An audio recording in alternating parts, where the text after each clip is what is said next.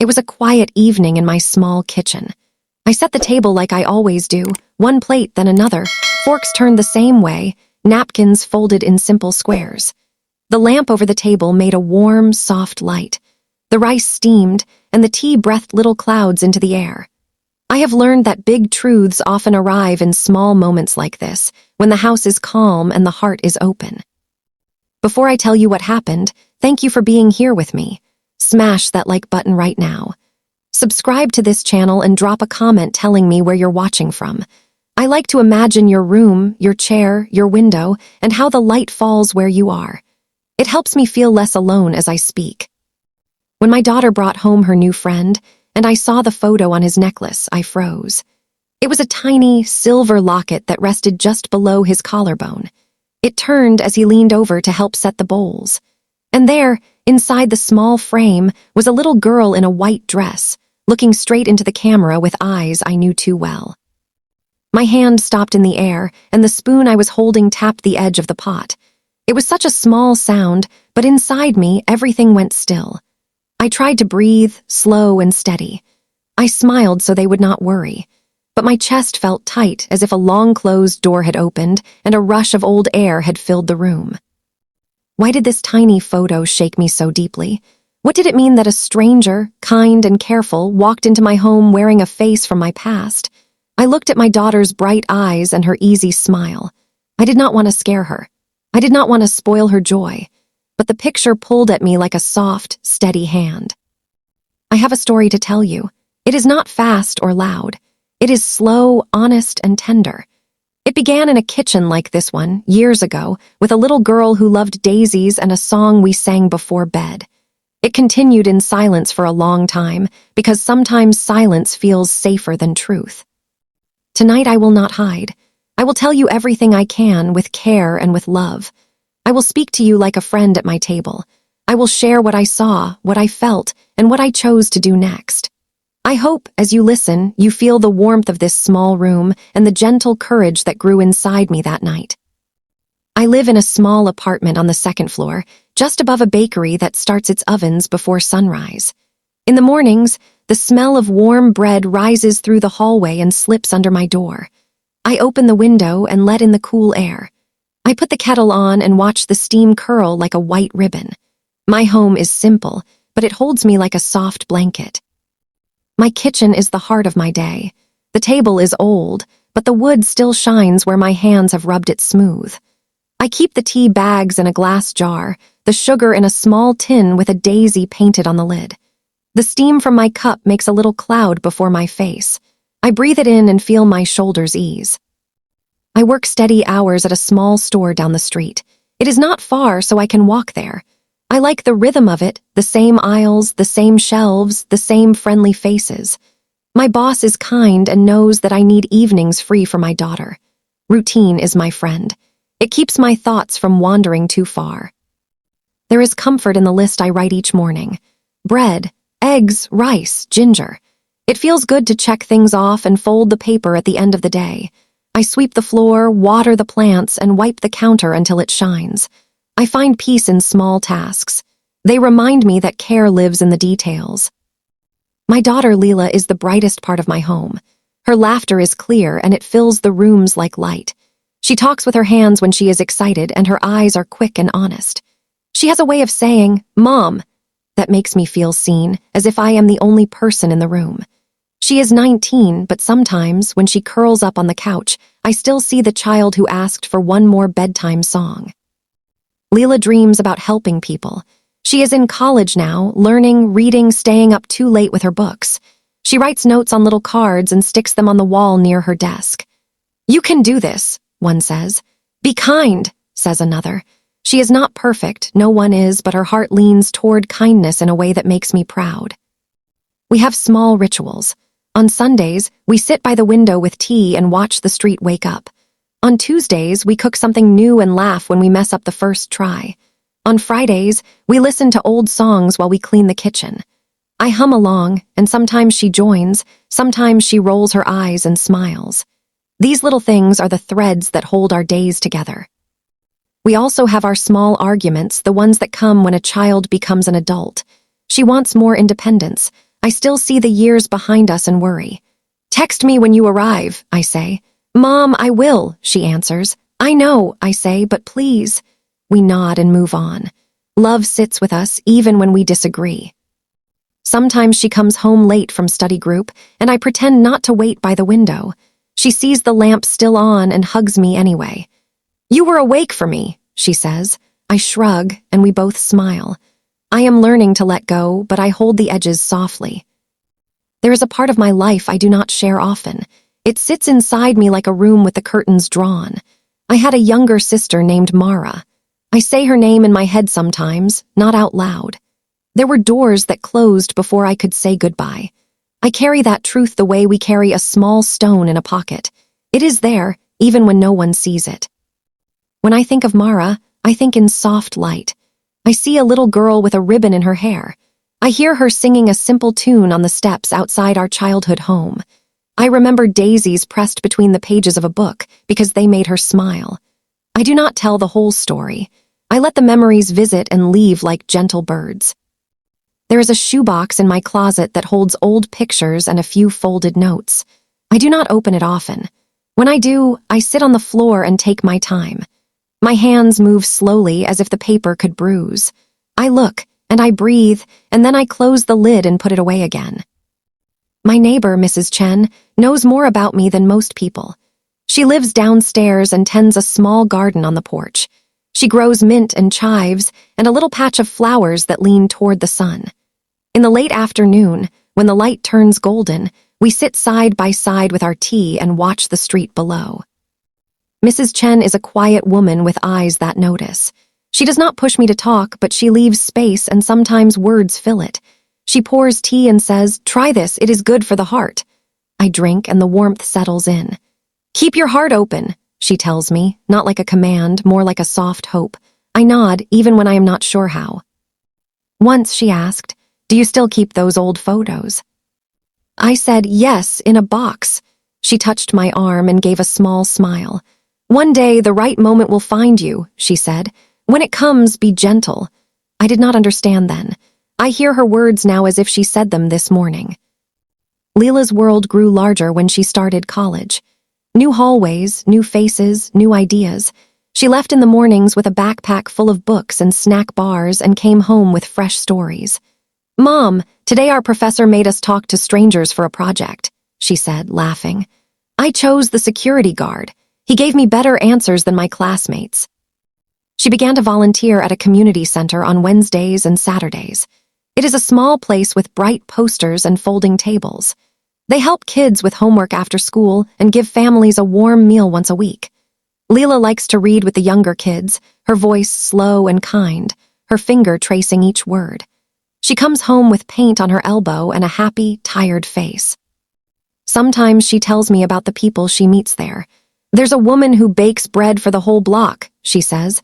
"There's a boy who only smiles when he reads about trains." I listen and ask little questions. "Did you eat enough?" I ask. "I did," she says. We share a quiet pride in the small ways people help each other. She also started making new friends. I hear names I do not know yet. They study together, volunteer together, share snacks and jokes. Sometimes they meet at the park and sit on the grass with their books. I watch from our window when she leaves, her steps quick, her shoulders loose.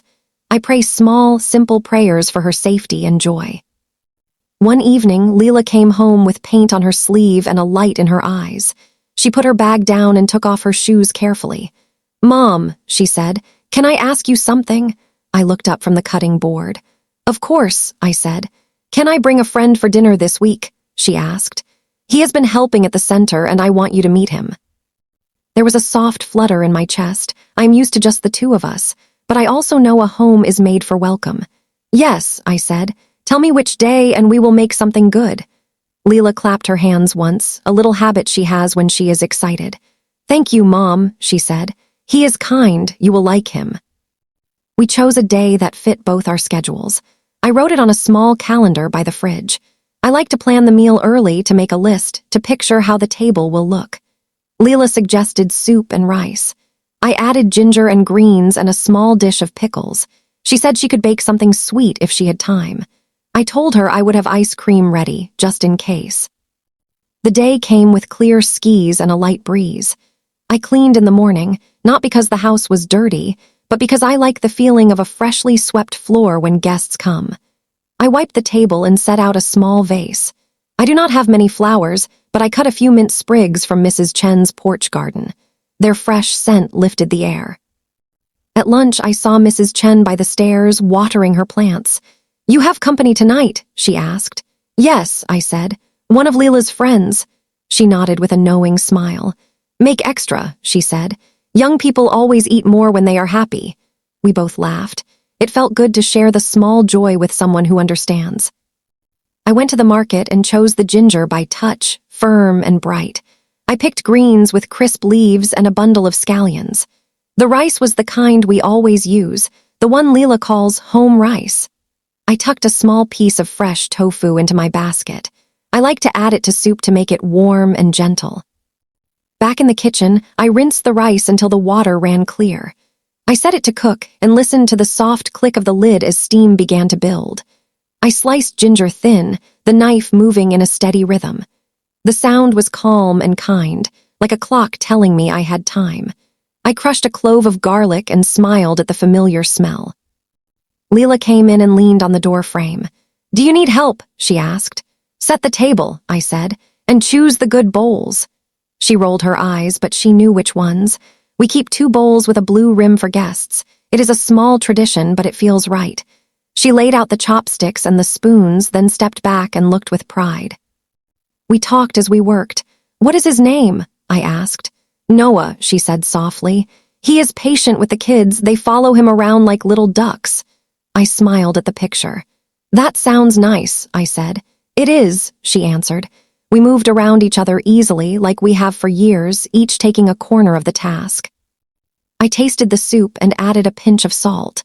The smell of ginger rose with the steam and filled the room. It was a warm, kind smell that reminded me of rainy days and quiet afternoons.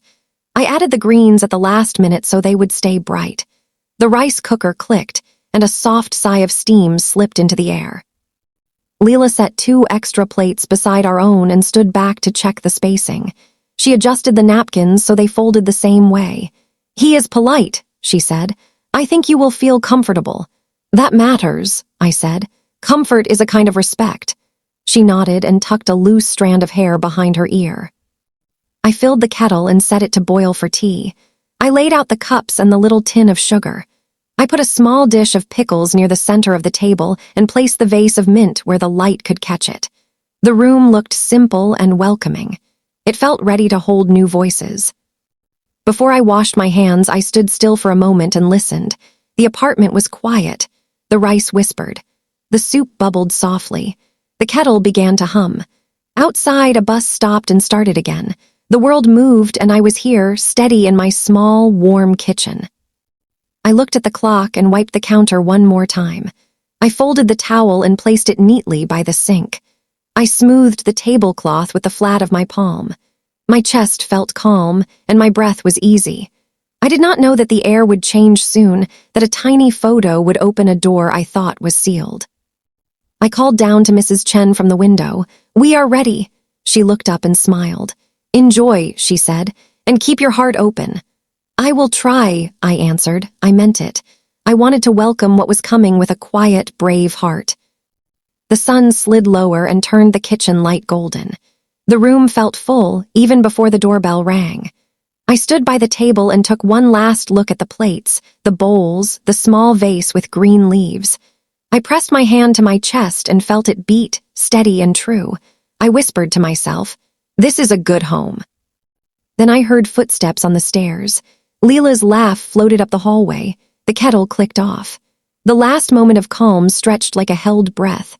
I reached for the doorknob with a smile, not knowing that this evening would hold more than a meal. It would hold a piece of my past, and the beginning of something I did not dare to hope for. The doorbell rang once, soft and polite, as if the sound itself did not want to disturb the air. I wiped my hands on the towel and opened the door. Leela stood there with a smile that reached her eyes. Beside her was a young man holding a small paper bag and a careful smile of his own. "Mom, this is Noah," Leela said, her voice warm. "Hello," he said. His voice was even and gentle. He held the bag up a little. "I brought some bread from the bakery downstairs. I hope it's okay." "Come in," I said. "Thank you, it will be perfect with the soup." He stepped inside and, without being told, slipped off his shoes. He lined them neatly by the door, toes touching the wall. He glanced at the small rack with our shoes and adjusted his pair so they matched the row. It made me smile. "You have a lovely home," he said, looking around the small living room and the tidy kitchen. "It feels warm." "Thank you," I said. "We try to keep it simple." Leela reached for the bag. "Bread goes over here," she said, already headed to the kitchen counter. "Noah, come see the mint. Mom got it from Mrs. Chen downstairs." He followed her, careful with his steps, hands tucked close to his sides as if he did not want to touch anything without permission. The mint in the small vase caught his eye, and he smiled as he bent to smell it. "Fresh," he said. "It reminds me of my mom's tea." I ladled soup into bowls and set them on the table. He moved quickly to help without being asked, his hands steady, his shoulders straight. "May I carry one?" he asked. "Yes," I said. "Take the lighter one." We sat. He waited for me to lift my spoon before he touched his.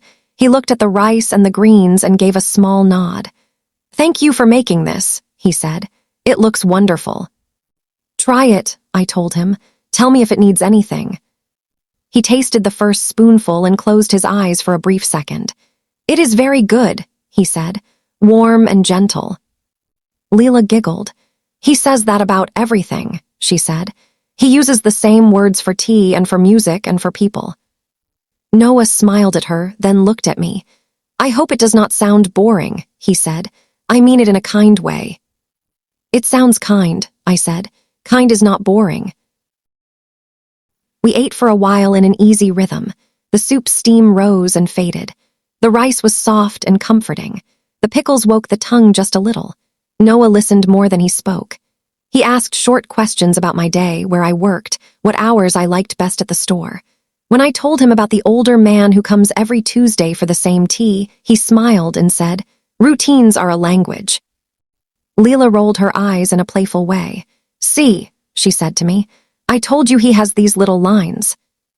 "No, he is right," I said. "Routines make us feel understood." He lifted his glass of water and took a slow sip. The small silver locket on his chest moved as he did. It was a simple piece, oval and smooth, with a faint shine where the chain rubbed it. I noticed it the way you notice a soft sound in another room. It did not call attention to itself. It just sat close to his heart. Leela told a simple joke about a child at the center who had painted a paper sun and then decided it was a pancake. Noah leaned forward to laugh, not loud, just a warm sound. As he did, the locket turned a little. The clasp caught the light. The tiny hinge showed and the small oval opened just a bit. I saw the edge of a photo. My hand paused above my bowl. Noah's laugh faded, but the locket kept turning. The face inside came into view for a second, then stayed. It was a little girl in a white dress, hair ribbon tied on the left side. She looked straight at the camera with a small, brave smile. There was a light scar, just a thin line, above her right eyebrow. My breath stopped. The spoon in my hand touched the rim of the bowl with a soft tap. The room did not change, but inside me the ground shifted. The table, the bowls, the warm light, it all felt a little farther away for a heartbeat. I tried to move slowly, as if any quick motion might scare the moment away. I lifted my eyes. Noah was still smiling at Leela's joke. He had not noticed my pause. Leela looked at me and tilted her head. "You okay?" she asked softly. "I am," I said, and I meant it in a strange way. I was inside something deep and old, and I was also sitting at my table with soup. Both were true. I let 2 breaths pass. I steadied my voice. "Is that someone special?" I asked, nodding a little toward the locket. Noah's hand went to it in a gentle touch, like a greeting. He smiled, and the smile had a tender shape. "Yes," he said. "My mother when she was a little girl." The words reached me and found a place that had been empty for a long time. The scar, the ribbon, the white dress with the faint daisy print.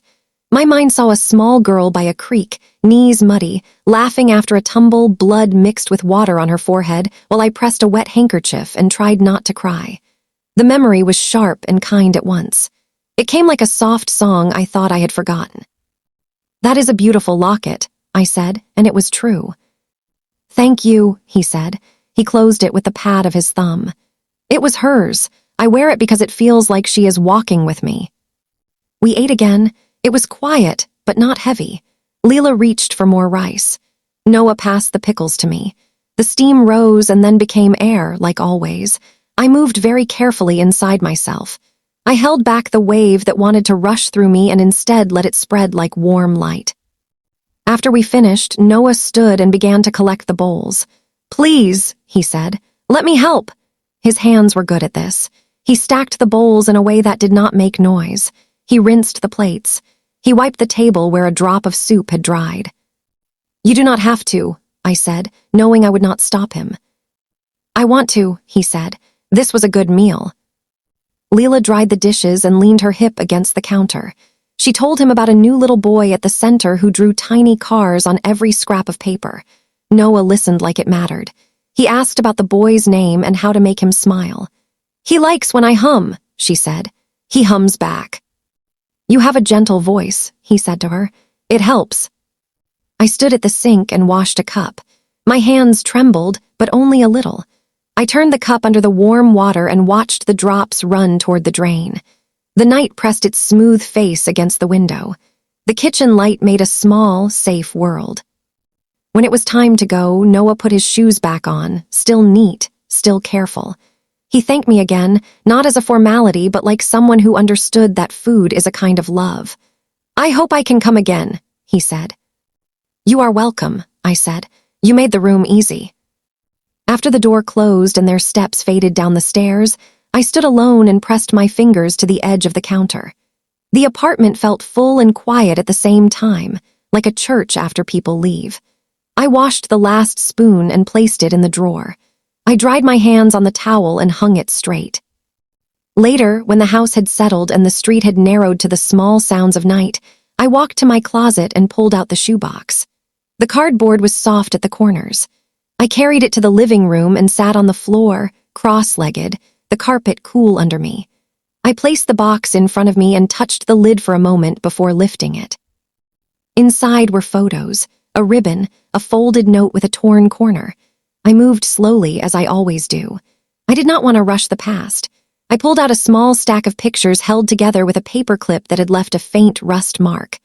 I turned the top photo and saw two girls sitting on a step, one bigger, one smaller. The small one wore a white dress with a daisy print and a ribbon on the left side. I slid the next photo out. It was taken near the creek. The water was shallow and clear. The small girl stood on a rock, her arms out like wings, balance not perfect but brave. Her eyebrow had a thin line, still red in this picture from a fall earlier that day. I felt the ache in my chest press a little harder, like a hand asking to be felt. I remembered the sound of water over stones, and how our mother's soft hands smelled like soap when she brushed my hair that night. I remembered the way she hummed to calm me while she said to my father, "It was just a tumble." He grunted in reply. I remembered a week later when voices rose in the hallway, sharp and quick, and a door closed with a final sound. I remembered the days after, the quiet house, the way every room felt bigger because one laugh was missing. I did not let my mind go all the way into that part. I stayed on the surface where I could breathe and hold the photo at the same time. I traced the little scar in the picture with my finger, not touching the paper, only the air above it. I whispered the name in my mind, Mara. It felt like a prayer. I put the pictures back in the box and closed the lid. I sat for a long time with my hands resting on the cardboard. The night hummed softly. Somewhere outside, a bus sighed and moved on. Inside, the small lamp cast a circle of light on the rug, and I lay my hand in that circle as if it could bless me. In the morning, I made tea and stood by the window like I always do. The steam rose and I breathed it in. My feet were steady on the floor. When Leela came in, she was still glowing from the night before. "He liked the soup," she said, smiling. "He did," I said, "and he liked the mint." "He misses his mom," she said softly, as if telling me a secret that was not really a secret. He talks about her in a way that makes me want to listen. She passed away a few years ago. He keeps that locket close. I nodded, my eyes on the street below. He seems like someone who understands quiet things. He is, she said. He is patient with the kids. He is careful with the stories they tell. He says names like he is holding something delicate. I noticed, I said. He asked about my day. She leaned on the counter and watched me over the rim of her cup. I want him to feel at home here, she said. He does not have a lot of family nearby. I turned and met her eyes. I saw the hope there, the trust, the belief in good people and safe places.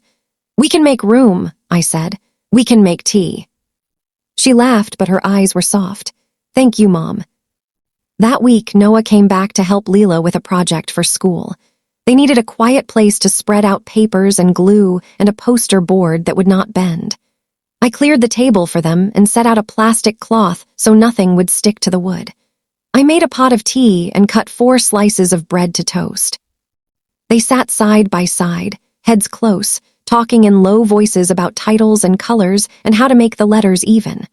Noah took off his locket and set it carefully on a folded napkin beside his notebook so it would not catch the glue. The chain made a small circle like a silver nest around it. I brought the toast and the small plates. I moved slowly, as if the air itself had become precious. I set the plates down and reached to move the napkin just enough so the edge did not hang off the table. That was when I saw the back of the locket. At first, I saw only a faint mark, a small engraving smoothed by time. Then my eyes focused, and I saw the shape clearly. It was a tiny daisy, not perfect, not factory-made. The petals were uneven in a way I knew well, because as a girl I always drew one petal a little longer, like a teardrop. It was our daisy. It was mine and Mara's. I stood still for a second. My breath went shallow and then deeper, a careful adjustment, like a singer finding the right note. If I reached out, I felt I could touch a part of my life that had been hidden. But I did not reach out. I let the sight come to me. This bread is good, Noah said, taking a bite. Thank you. You're welcome, I said, and my voice sounded almost normal. Do you need more paper? We are okay, Leela said. We messed up the first title, but we will cover it with a photo. That is how life works, I said with a small smile. We cover what we can. Noah scribbled something in the margin of his notebook. The locket lay quiet beside him, the tiny daisy catching a line of sunlight that slipped through the window. I sat at the edge of the room with my tea and watched their hands move with care. I told myself not to rush. I told myself that the truth arrives like a tide, steady and patient. After a while, when they took a break, I asked, as if it were just small talk, "Where did your mother grow up?" Noah leaned back in his chair and thought for a moment. "A few towns away," he said. "She talked about moving a lot as a child, new schools, new faces. She said she learned to make friends in the first week because after that it was harder."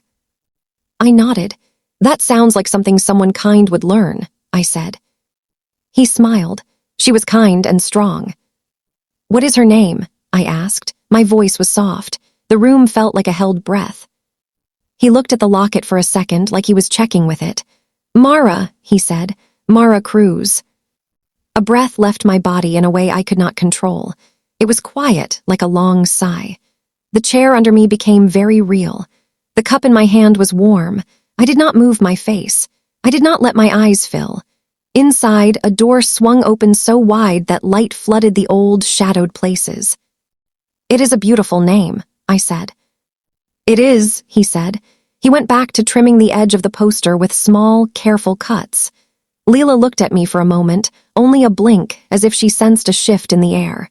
I gave her a smile that I hoped said, "I am here. I am okay." They worked for another hour. They argued sweetly about whether the title should be straight or tilted. They laughed at a glue line that escaped and left a shiny thread across the tablecloth. They took small steps back to look and then stepped forward to fix. The locket stayed on the napkin. The daisy stayed where I could see it. When they packed up, Noah lifted the locket as if it were fragile glass. He placed it in his palm and closed his fingers around it for a second, a quiet ritual. Then he put it back on, the chain sliding over his head with a small metallic whisper. He tucked it into his collar like it was a secret friend. "Thank you for the space," he said to me. "It is good here." "Come whenever you need a table," I said. "Tables are meant for projects and meals."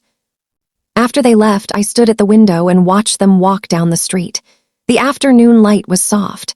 The leaves on the small trees by the sidewalk were a tender green. Leela swung her bag and bumped his shoulder lightly. He smiled and pointed at something across the street. They looked, then kept going. I turned and leaned my back against the wall. My heart was full and careful. I pressed my hand to my chest and felt the beat. I whispered, almost no sound at all, "It is her. It is her." Later that day, when the sun began to slide toward the roofs, I went downstairs to see Mrs. Chen. She was sitting on her porch stool with a small basket of chives on her lap. She looked up when she saw me and patted the chair beside her. I sat, and the wooden seat felt cool and steady. "Good afternoon," she said. "How is your house today?" "Full," I said quietly, "and quiet." She watched my face, not prying, just present. I let the silence be a small bowl we both held. Then, when my words felt ready, I put them in the bowl one by one. "Leela's friend," I said. "He wore a locket, a silver one. Inside is a photo of a little girl in a white dress. She has a small scar above her eyebrow, the same scar my sister had from a fall by the creek." Mrs. Chen's eyes softened. She did not interrupt. She set the chives gently on the step. "I asked him," I said. "He said it is his mother when she was little. He told me her name. It is Mara." Mrs. Chen let out a soft breath. Her hands reached for mine like it was the most natural thing in the world. I put my hands in hers, and they felt warm and sure. "You can be brave," she said. Her voice was calm. "But be tender with your daughter." I nodded. My eyes went to the street, then to the small leaves in her garden. "I am afraid," I said. "I am afraid to open the door all at once. I am afraid I will be wrong. I am afraid I will be right." She squeezed my fingers. "It is okay to be afraid," she said. "It is a way of knowing this matters. You do not have to do it all in one day. Breathe between steps. Drink tea. Look at the sky. When words come, let them come softly." "I do not want to hurt Leela," I said. "I do not want her to feel like I kept my heart in a place she cannot reach." "Tell her that," Mrs. Chen said simply. "Tell her where your heart is. Show her she is in it. Then the past can join you both." We sat for a while, saying nothing. The light changed around us, slow and sure. A bird hopped on the railing and looked at us as if we had a secret. Mrs. Chen began to snip the ends off the chives with small scissors, each cut a neat sound. That evening, Leela came home glowing again. She held the finished poster high like a prize. "He is so helpful," she said. "He is patient. He lets me make my own mistakes and then helps me fix them. He has this way of making the room feel safe." I listened and nodded. I loved her joy. I did not want to cloud it with my old storm. "He seems like a good friend," I said. "He is," she said. She put the poster down carefully and smoothed the top with her palm. "I told him he can come here whenever. Is that okay?" "Yes," I said. "He is welcome." She came closer and looked at me. "You seem far away," she said gently. "I am here," I said. "I am thinking about many things, but I am here." She leaned her head on my shoulder for a second. "I like when you are here," she said. "It makes everything easier." "I like being here with you," I said. I meant it with my whole body. That night, after she went to bed, I opened the shoebox again and took out the photo from the creek. I placed it on the table and turned the lamp so the light fell on it softly. I studied the curve of the ribbon's bow. I saw the tiny shadow at the place where the scar crossed her eyebrow. I saw the daisy print, small and simple, on the white fabric. I reached for a piece of paper and wrote the word Mara at the top. My hand shook, but the letters came out clear. Under that, I wrote the date I remembered, even if I was not sure it was exact. I wrote the name of the town where we were then. I listed what I knew in little lines as if I were making a grocery list. White dress, daisy print, left ribbon, right eyebrow scar, creek. I folded the paper and put it in the box next to the photo. It felt like I was building a bridge out of small, careful boards. Each one needed its place. I did not have to cross it yet. I only had to make it strong enough to hold me when I did. The next day, I walked to the store and back with my feet on automatic. I greeted the regulars. I stacked the cans. I counted the change twice. My mind was a gentle river under the routine. I let it flow without forcing it to carry anything heavy. When I came home, Leela was at the table with her laptop, typing. "He messaged," she said, without looking up. "He thanked you again. He said your kitchen feels like a safe place." I touched the back of her chair. "I am glad," I said. "Everyone needs a safe place." She turned and looked at me. "You okay?" she asked again. I nodded.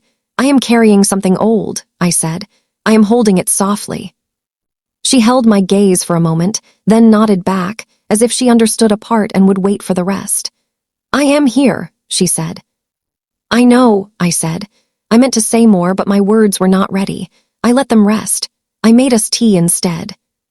In the days that followed, Noah came by a few more times. Sometimes just to drop off something Leela had left at the center. Sometimes to pick up a book she had promised him. Each time, he stood a little in the doorway, not rushing in, letting me open the space. When he came in, he moved as he had the first time, careful and respectful. Once he sat at the table and told a story about a child who cried when the glue would not stick. "I told him we would try again," he said.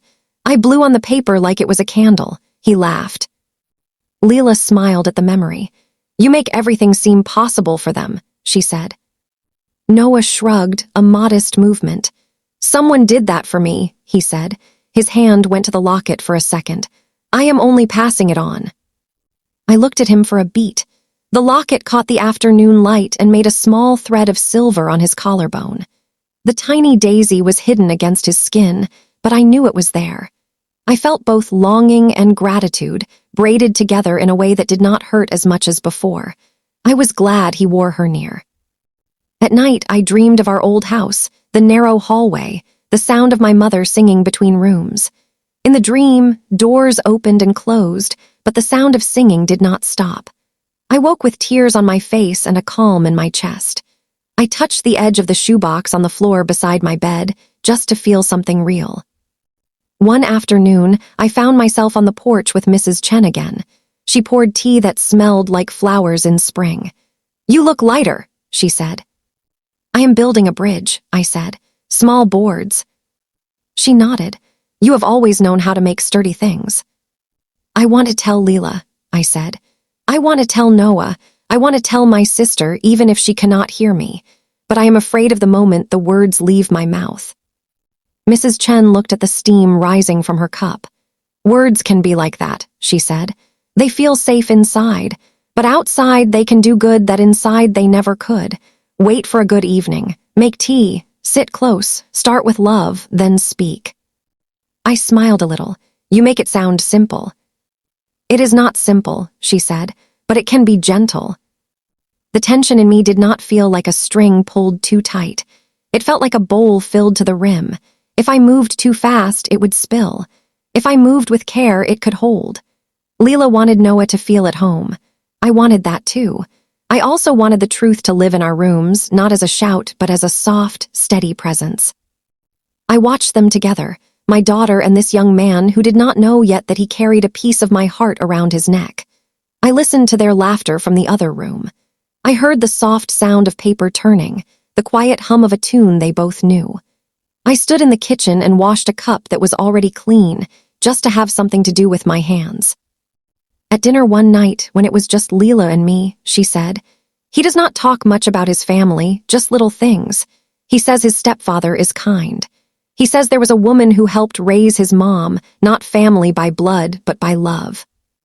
"That is a kind of family too," I said. "I know," she said. "He says her name is Aunt Lorna. She keeps old recipes in a tin." I felt the world tilt a little again. I remembered a woman with gentle hands who lived 2 houses down when we were young. She let us sit at her table and watch her bake on Saturdays. Lorna. I placed the name in my chest with care, like placing a cup on a shelf that might tip. "Mom," Leela said, her eyes searching my face. "I am listening," I said. "It sounds like he has had good people around him." "He has," she said. "I am happy for that." "So am I said. I meant it fully. I was happy for the boy, for the man he was becoming, for the kindness that had met him along the way. I was also standing at the edge of my own story, looking down at a path I had not walked in many years. That night, I sat with my hands around a warm mug and spoke softly into the empty room. "Mara," I said, as if she were sitting across from me. "If this is you, if your life touched mine in this way, help me do this well. Help me be brave and kind. Help me hold Leela close even as I reach for you." The room did not answer, but the silence felt like a blanket, not like a wall. I closed my eyes and let the steam from the tea warm my face. The truth was not far away. It was here, sitting with me, asking for a place at the table. In the days after, I watched for the right moment. Not a perfect moment, because those rarely come, but a good, quiet, honest one. I did not want the truth to arrive when someone's hands were full. I wanted it to come when we could hold it together. I folded fresh napkins. I washed the vase and put in sprigs of mint. I kept the shoebox near, not hidden, not on display, just within reach. I spoke to Leela about simple things and made sure she heard me say, "I love you," whenever I felt the wave rise. I did not want my old sorrow to cast a shadow on her light. Inside, the tension grew in a careful way. It was not panic, it was a readiness. Leela wanted Noah to feel welcome. I wanted to tell the truth. I feared opening pain.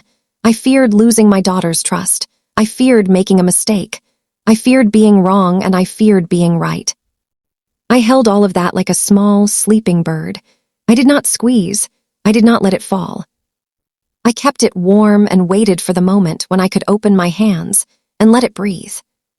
The storm came in the late afternoon, the kind that sweeps in without rushing, like a heavy curtain drawn across the sky.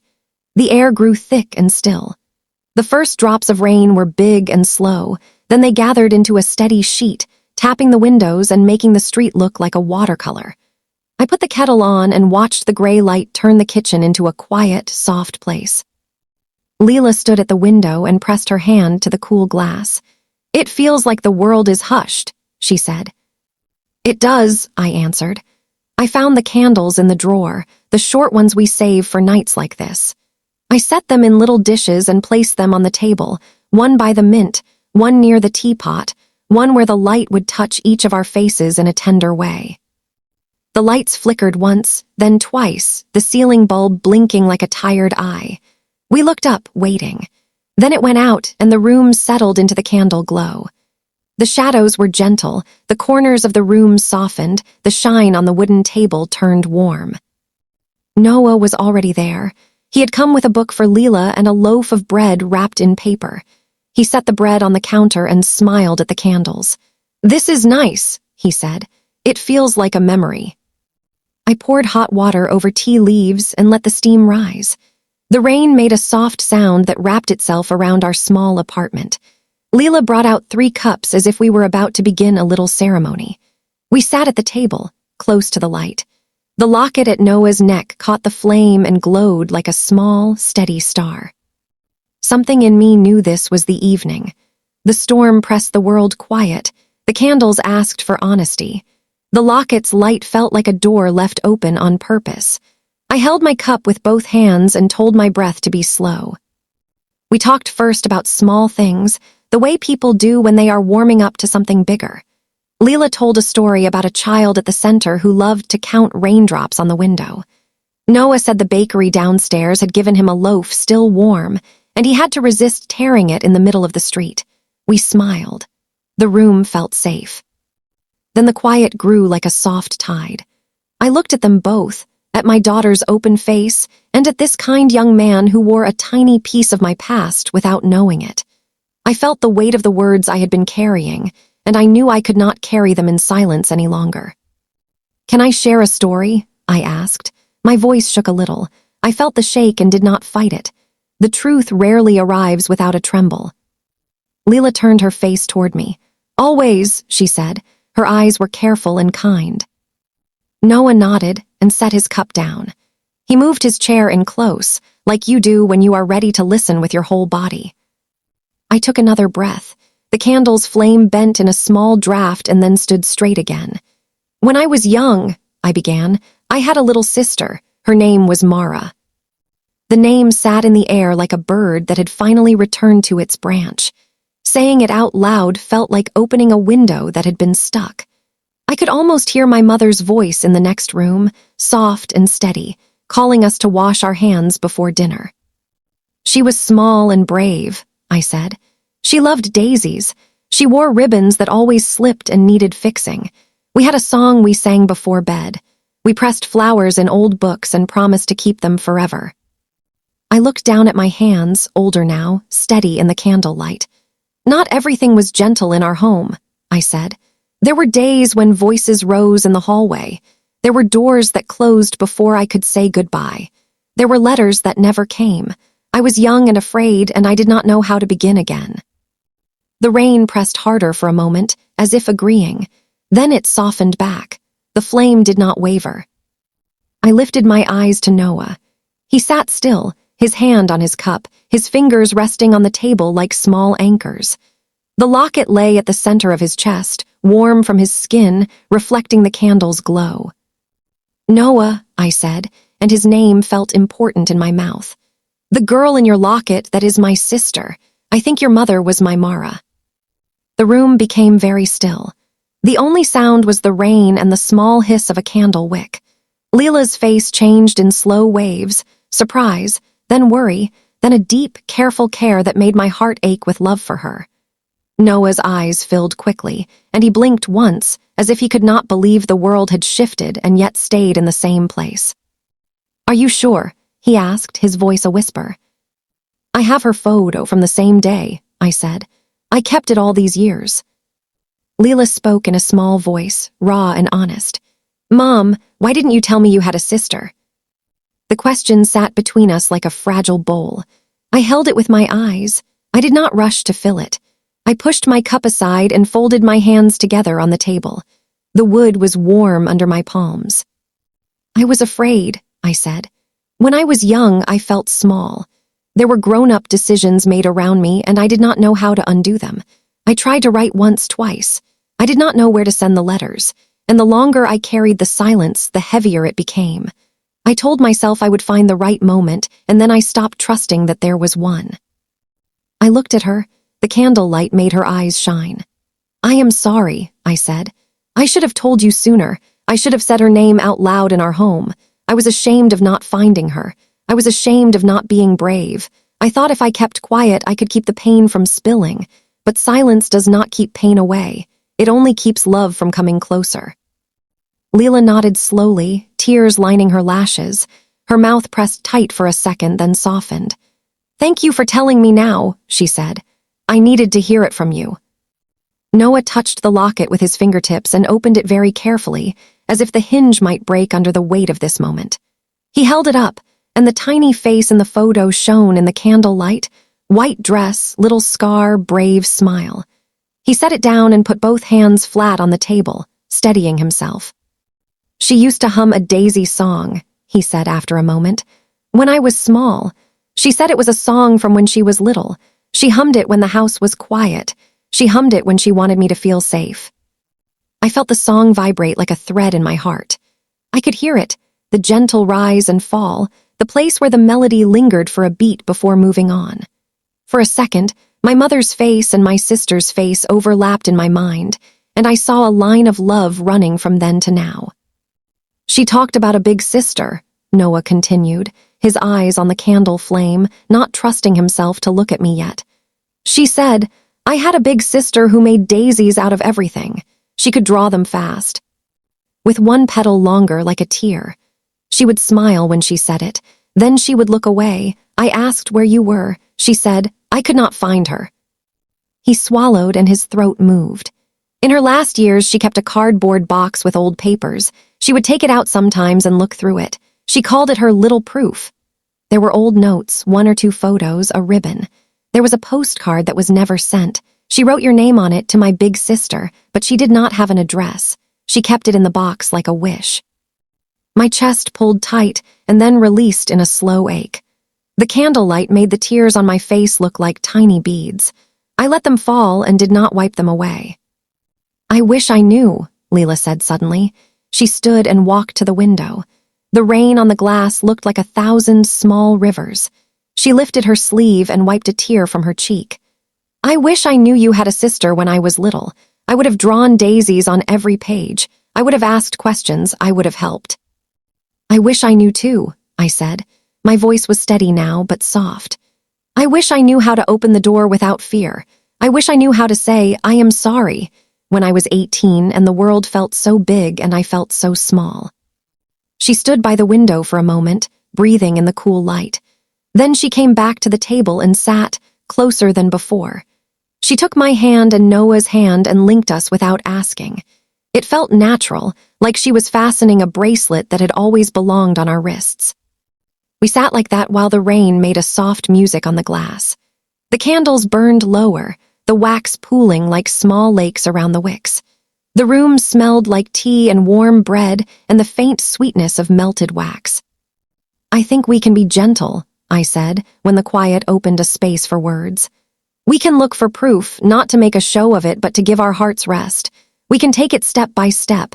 We can breathe between steps. We can hold hands if we can. Noah nodded, slow and sure. I brought a small tin of my mother's things, he said. Not tonight, it is at my place. I can bring it tomorrow. We can see what matches your memories. I have a shoebox, I said. Old photos, notes. It has sat on my shelf for years. I will bring it to the table. We will look together. And we can talk to people, Leela added, her voice gaining a little strength. Mrs. Chen knows you. She might remember something that helps. We can do a test if that helps too, but we can keep it calm. We can do it for peace. For peace, I repeated. The words felt right in my mouth. I pictured the word written on the back of a recipe card, a simple instruction added to something warm. For peace, add tea. For peace, sit close.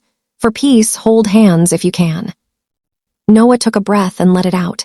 If it is true, he said, then I have an aunt. I have a piece I have been missing. If it is not true, I still have you both because you listened and you cared. He smiled in a small, tired way. But in my bones, I think it is true. In mine too, I said. My hand, still wrapped around theirs, felt steady now. The tremble had gone. The words were no longer heavy inside me. They were here, shared, lighter because they were being carried by more than one heart. The power blinked and came back for a breath, then fell away again. We did not rush to turn the switches. The candlelight was enough. It was honest light. It showed our faces the way we really were, no brighter, no dimmer. I want to ask something else, Leela said, looking at me with that careful gaze she uses when she wants truth. What happened? Not all the details, just enough, so I can put the pieces in the right places. I took my time. I did not want to make a knot out of what should be a simple thread. Our home was not an easy place sometimes, I began. People we loved made choices that hurt. One day, there was a fight in the hallway, the kind of fight where words are thrown like dishes. After that, decisions were made for us. There were papers. There were moves. There were new rooms that did not smell like our old room. I paused and watched the candlelight move along the curve of the teapot. I was the older one, but I did not feel older. I felt lost. I was told to stay quiet while grown-ups talked. I waited outside offices while people signed forms. When I asked where my sister was going, the answers were soft and meant to comfort, but they did not hold. I tried to write, but I had no address. I asked a neighbor. I asked a teacher. I asked my father, who looked at the floor. And then time passed, and I learned to live with a door inside me that never opened. Leela's fingers tightened around mine. Thank you, she said. The words were small and full. Noah looked down at the locket and touched the tiny scratch with his fingernail, as if it were a trail he could follow back in time. My mom had hard years, he said softly. She did not talk much about the worst parts. She talked about the good things. She talked about the smell of ginger. She talked about a creek. She talked about a big sister who told her daisy petals were wishes. I smiled without showing teeth, letting the warmth live in my eyes instead. We said that, I whispered. Each petal a wish. In her last years, Noah continued, she got tired sooner. She had days when she sat by the window with a blanket and watched the light move across the floor. On those days, she would take out the little box and touch things like they could speak.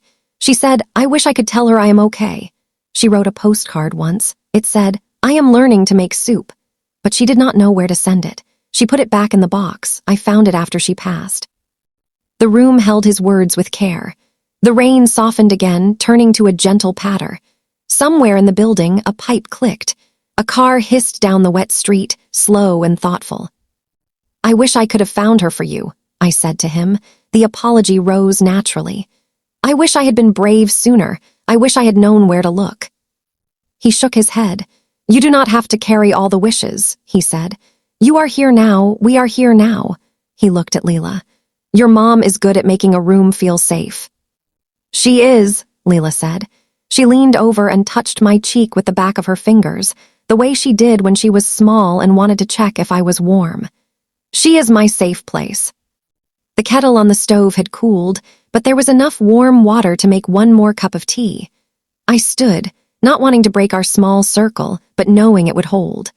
I poured a little hot water into each of our cups and handed them back. The steam rose like soft questions, then faded into the air. "Tomorrow," I said, "we will bring what we have to the table. We will look together. We will ask for help where we need it.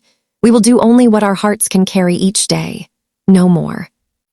"No more," Noah echoed. He smiled, and it reached the corners of his eyes. We sat for a while without words. The candles burned low. The rain tapered off until the night was only quiet. The power flickered back in a soft click, but we did not rush to turn on lights. We sat in the glow until the candles became small and the wicks leaned into the puddles of wax. When the last candle went out, the room did not feel dark. It felt like a gentle hand had lowered over everything, not to hide it, but to let it rest. We found our way to the hallway by touch and by memory. I wrapped a light sweater around my shoulders and walked Noah to the door. He slipped on his shoes and looked back at me. "Thank you," he said, "for your courage, for saying her name." "Thank you," I said, "for wearing her near, for listening with your whole heart." He nodded, and then he did something small that broke me open in a sweet way. He lifted the locket and held it out. "Touch it," he said, "just for a second." I put the tips of my fingers on the warm silver. I felt the tiny scratch. I felt the curve worn by time. I let my fingers rest and then pulled them back. "Good night," he said.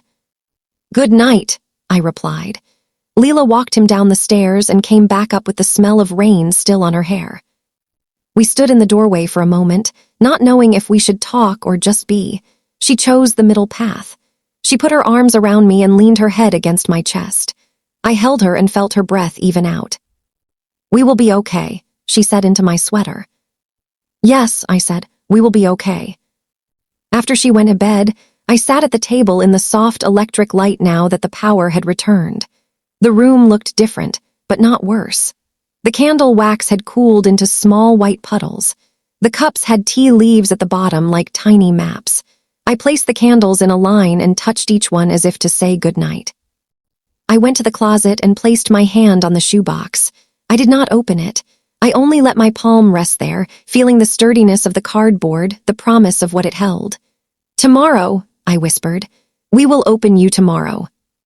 On my way to bed, I paused by the window. The street was slick and shining.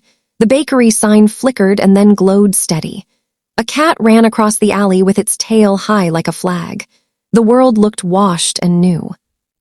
I slid under the blanket and turned off the lamp. In the dark, I could still see the lockets glow in my mind, a small light against a young man's chest. I could hear the Daisy song, just the first lines enough to cradle me. I breathed in and out, slow and full, and felt a tender kind of relief. We had chosen kindness. We had chosen to move in small steps. We had chosen to breathe between them. I did not know all the pieces yet, but I knew the shape of the path. And for the first time in a very long time, I slept without the weight of silence on my chest. After the evening when I finally told them, the house felt different. The rain had tapped the windows, and we had sat with candles, and I had spoken Mara's name out loud. When the candles burned low, we were quiet for a long time. It was not a heavy quiet, not the kind that shuts a door. It was the quiet that follows a truth spoken with care. The next morning, I woke early and stood by the window with my tea. The street was clean and damp. A bus rolled by with a soft sigh. I placed my cup on the table and went to my closet. I brought out the shoebox and set it in the center of the table, where the light fell like a soft hand. I waited until Leela came in and hugged me. Then she went to message Noah. My hands were steady now, even as my chest felt tender. When Noah arrived, his steps were careful and his eyes were gentle. He nodded at the shoebox without touching it. "Can we look together?" I asked. My voice was steady, but I felt like I was asking the box for permission too. "Yes," he said. Leela pulled out chairs, one for each of us. She took my hand under the table and squeezed once. We sat close, like people about to cross a bridge they had built with small, careful boards. I lifted the lid and placed it beside the box. On top were the photos, the ribbon, the folded note with the torn corner. I did not take them out all at once. I moved the top photo, the one by the creek, and set it on the tablecloth. The girl in the white dress looked up at us, eyes bright, a thin scar above her right eyebrow. Leela breathed in softly. Noah reached into his pocket and held up his locket. He did not open it right away. "I brought something too," he said. "I have a small tin with my mother's things. It is in my bag downstairs. May I go get it?" "Please," I said. The word came out like a blessing. He was back in a few minutes with a small, dented tin that used to hold candies. The label had faded to soft colors. He placed it on the table and waited for me to nod. When I did, he opened it and set the lid down gently, as if it could break. Inside were small, ordinary things that felt holy to my eyes. A movie ticket stub, a dried leaf pressed flat, a piece of ribbon, a tiny folded paper with a childish drawing of a daisy. My breath caught. I saw the uneven petals I knew so well, one petal a little longer, like a teardrop.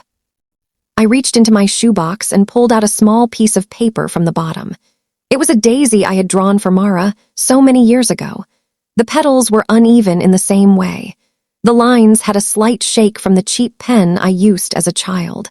I placed my drawing beside the one from the tin. We all leaned in. Noah's hand hovered over the drawings. "She kept yours," he whispered, voice soft and amazed. "I have been looking at this daisy for a long time. I did not know whose hand made it." I traced the air above the paper. "I made this one," I said. "I drew it for her. We put them in a book together once. I thought it was gone." Leela looked at the two daisies and then at me. "They match," she said quietly, "even the petal that leans." Noah touched the edge of his locket and opened it. He held it between us, careful and sure. "There is a scratch here," he said, showing the rim.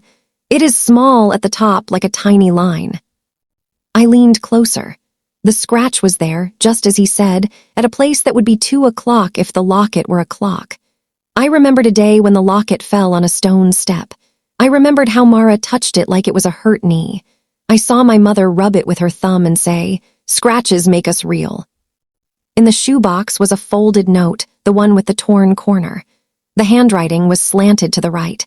The letters were a little tight, as if afraid to take up space. I placed the note on the table with a small weight to hold it open. The words inside were simple. "I like the creek, I like daisies, I want to be brave." Noah reached into the tin and pulled out a small paper with a list written on it. The handwriting leaned the same way. The letters were cousins to the ones on my note. "Ginger," it said. "Rice, soap, stamps." At the top was a tiny daisy doodle, the petals uneven. We sat for a while, not speaking, just looking at the small proofs that lined our table. The photos, the drawings, the notes, the locket with its old scratch. It felt like the past and the present were sitting side by side, holding hands. It felt like something that had been lost had found its own way home. "Can we do a DNA test?" Noah asked after a quiet moment. "Not because I do not believe you, I feel it, but for peace, for rest." "For peace," I said. "Yes." Leela nodded. "For peace," she echoed. She squeezed my hand again. I looked at her, and I saw how young and strong she was and how brave. I felt grateful for her heart. We ordered the kits that same day. It felt simple and strange to do something so big with a few clicks. When they arrived, the small boxes felt lighter than their meaning. We sat at the table again and read the simple instructions. We washed our hands. We took turns, careful and calm. "It feels funny," Leela said as she watched me swab my cheek. We smiled, because even heavy things can make room for small jokes. Noah did his part with a steady hand. I did mine with a breath that felt long and deep. We sealed the envelopes and wrote our names. The post office was quiet. The envelope slid into the slot with a small sound. We stood still for a second, as if listening for something. Then we walked home slowly. Waiting is its own kind of work. We did it with tea and stories. We placed the photos on the table again, not to prove, but to remember. I told them about the creek and the way the water made music over stones. I told them about the song we sang at bedtime, a simple tune about light in the morning. I told them about a dress with a daisy print and the way small hands tugged at the ribbon when it was too tight. Noah told us about his mother's humming. He said she hummed while washing dishes, while folding shirts, while looking out the window at nothing in particular. He said she loved stories about bridges and boats, and how she said, "We make our crossings in small steps."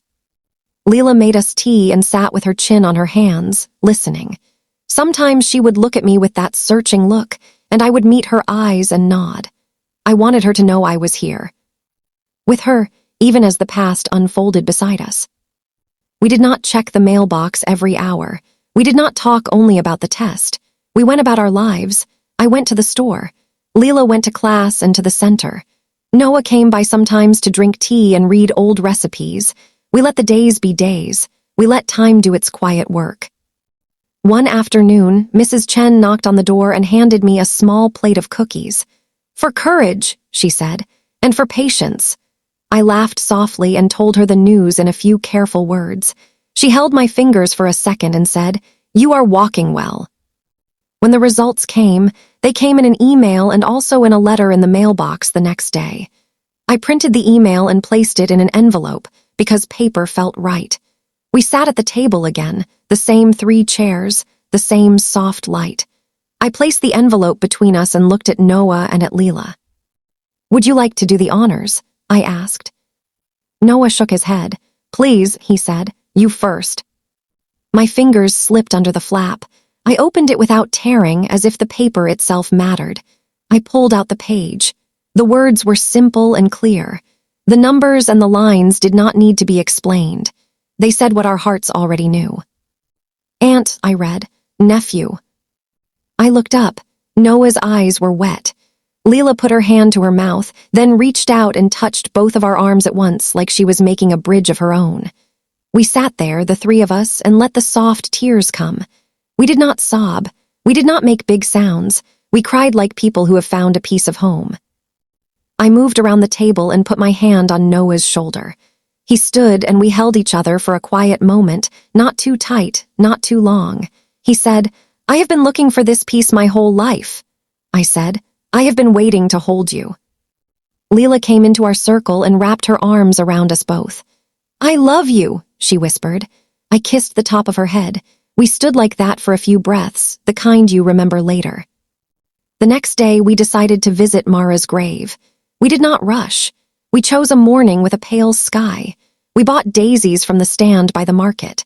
The man selling them did not ask questions. He wrapped them in brown paper and tied them with a thin string. I wrote a simple note the night before and folded it small.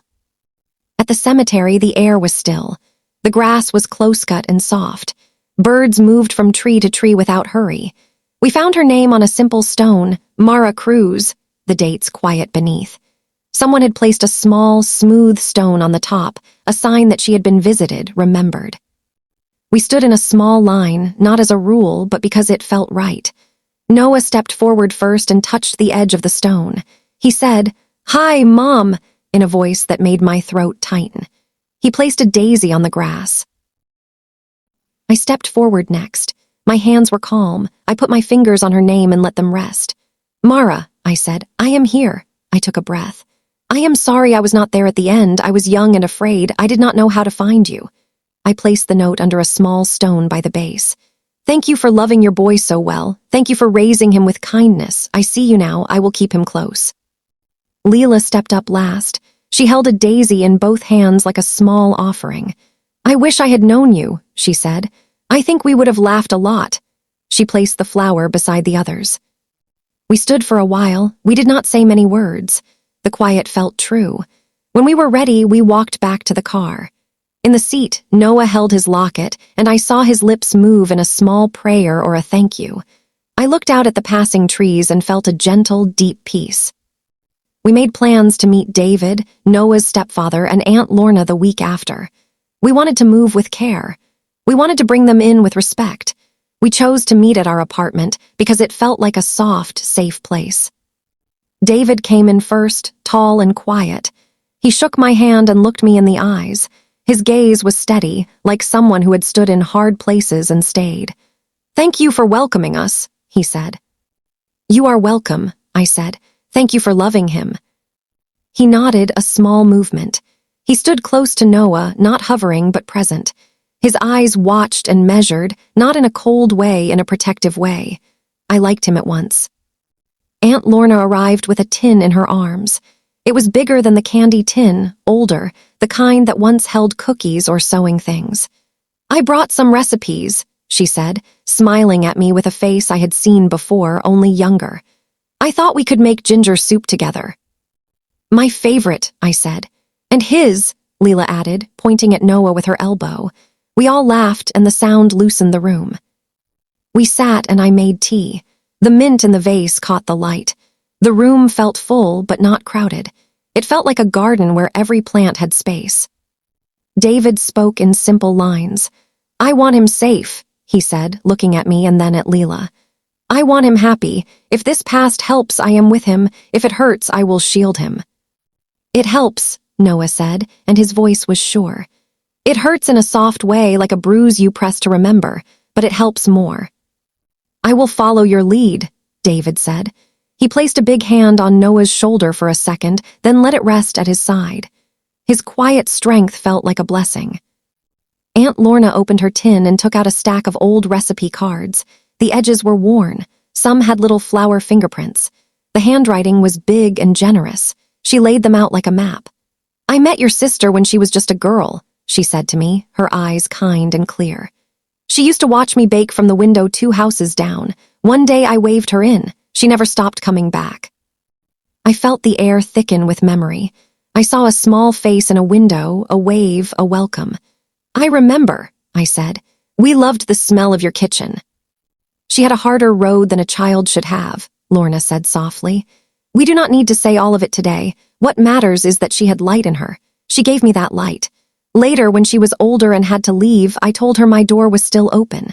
She came and went. I tried to help her make a home." Lorna's eyes shone, but her voice stayed steady. "Thank you," I said. The words were not big enough, but they were true. She reached into the tin again and pulled out a small, thin book. The cover had a drawing of a flower on it, faded and sweet. "I think this is yours," she said, "or it was meant to be." She opened it to the middle and slid out a folded piece of paper, yellowed at the edges. "I found this tucked between pages. She must have put it there." I took the paper with careful fingers. It felt fragile and alive. The fold lines were soft. The ink had bled in a few places, like small tears dried long ago. On the outside, in a young hand, were the words, "For my big sister." My breath caught. The room leaned in around me. "May I read it?" I asked. My voice was only a whisper. "Please," Lorna said. I unfolded it on the table and smoothed it with 2 gentle fingers. The handwriting slanted to the right. The letters were small and honest. I read out loud in a quiet voice. "I do not know if this will reach you. I hope it will. I am okay. I am learning to make soup. I think of the creek and the daisies. I think of your hand when you held mine after I fell. I am not mad at you. I hope you are not mad at me. Please know I love you. I will try to be brave. Your little sister, Mara." The last word blurred a little. I blinked, and it came back into focus. No one spoke for a moment. The letter lay on the table like a small boat that had finally reached its shore. I touched the edge of it and felt a softness inside me that I had not felt in years. Noah wiped his eyes and nodded, as if to say, "Yes, this is her." David looked down and took a deep breath, his hand on the back of Noah's chair. Lorna pressed her lips together and then let out a long, gentle sigh. Leela leaned into me and tucked her head under my chin like she used to when she was small. "Thank you for reading it," Leela said softly. "Thank you for saving it, Lorna." "I only held it," Lorna said. "It waited for the right day." Later that evening, after everyone had rested a little and the letter had found a safe place in the shoebox, Leela and I stood in the kitchen. She handed me the daisy-shaped cookie cutter we had not used in a long time. "Should we make cookies?" she asked. "For everyone." "Yes," I said. "Let's make them sweet and simple." As the dough chilled, she washed the bowls and I wiped the counter. She was quiet for a long time. I let the silence sit with us. Then she spoke, looking down at the sink. "Can I tell you something?" she asked. "Always," I said. "When you looked at the locket the first time," she said, "I felt a little lost. For a second, I thought your heart was going far away. I wondered if you would give your heart to a story from the past and forget the girl standing beside you." I put my hand on her back between her shoulder blades. "Thank you for telling me," I said. "I am so sorry you felt that way. I was standing between then and now, and I did not say your name out loud when I should have." She turned and looked at me, her eyes wet but steady. "I know you love me," she said, "but I needed to hear it while you were looking at that photo." I took her hands in mine. "You are my present," I said. "You are my heartbeat. You are my home. I love you with my whole life. I will not let a story from the past take me away from the girl in front of me. I will make room for both. I promise to always make space for your feelings." She nodded and a little smile softened her mouth. "Thank you," she said. "That helps." We rolled the dough and pressed the cutter into it. The cookies came out in small daisy shapes, perfect in their own simple way. The oven warmed the kitchen, and the smell of sugar filled the air. We placed them on a rack and sprinkled a little sugar on top. Each one looked like a tiny flower. In the living room, Noah and David were looking through the old recipe cards with Lorna. They were laughing at the notes in the margins. "Add more ginger if you are sad," one card said in Lorna's big writing. "Sing while stirring," said another. I could hear their soft voices and felt a wave of gratitude. We set the table for a meal that felt like a welcome home. Rice steamed in the pot. Ginger soup bubbled, gentle and kind. I placed the daisy cookies on a plate. Leela folded the napkins. She leaned over and whispered, "It looks beautiful." I agreed with my heart. Everyone took a seat, and for a moment we just looked at one another. It was not a stare. It was a look that said, "You are here, I am here, we made it." I lifted my spoon, and they did too. The soup tasted bright and warm. The rice felt like comfort in a bowl. We shared stories in small pieces, like bread passed around a table. Lorna told us about the day she taught Mara to bake her first loaf. David told us how Noah fixed a leaking faucet by watching a video and being patient. Noah told us how his mother sang him a daisy song when he was little, a melody I knew by heart. I hummed a line, and he smiled with surprise and joy. We laughed, and in between laughs we wiped a few tears. It felt natural to do both. There was no show, no big speech. There was just a steady feeling of being together, of making a circle around something that once hurt and now healed, not all at once, but enough. At the end of the meal, I reached for the tin of recipe cards. I pulled out the one for ginger soup and wrote a note on the back. "Made on the day we found each other," I wrote. "Served with daisies and love." I dated it and placed it back in the stack. It felt like adding a new page to a long, gentle book. When the dishes were done and the table cleared, we sat in the glow of the lamp and ate the last cookies with tea. Leela leaned on my shoulder, and I rested my cheek on her hair. Noah's locket caught the light and made a small silver shape on his shirt. Lorna held her tin like it was a baby. David looked around the room and nodded to himself, as if he had seen a hard thing become soft.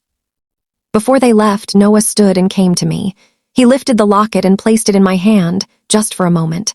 "Hold her," he said. "She is yours too." I closed my fingers around it and felt the smooth warmth of the metal and the tiny scratch that made it real. "I will," I said. I placed it back on his palm and folded his fingers over it. "And I will hold you." On the way out, David shook my hand again, stronger this time. "Thank you for your care," he said simply. "It matters." Thank you for yours, I said. We both understood that love is a shared labor. Lorna hugged me like a tired sister. We did the best we could back then, she whispered. Now we can do better together. I nodded against her shoulder and believed her.